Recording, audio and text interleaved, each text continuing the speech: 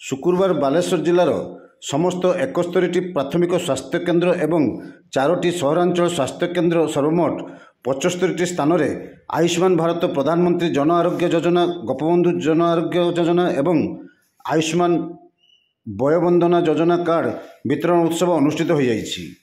एही उत्सव रे 1100 जन हिताधिकारी को आयुष्मान भारत प्रधानमंत्री जन आरोग्य योजना एवं गोपबंधु जन आरोग्य योजना कार्ड वितरण कर जाइछि।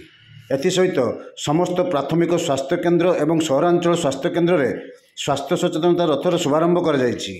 एही रथ जिलार समस्त अंचल आगामी 7 दिन पर्यंत भ्रमण करने सहित सरकारंकर एही योजना विषय प्रचार द्वारा समस्त को अवगत करिवो।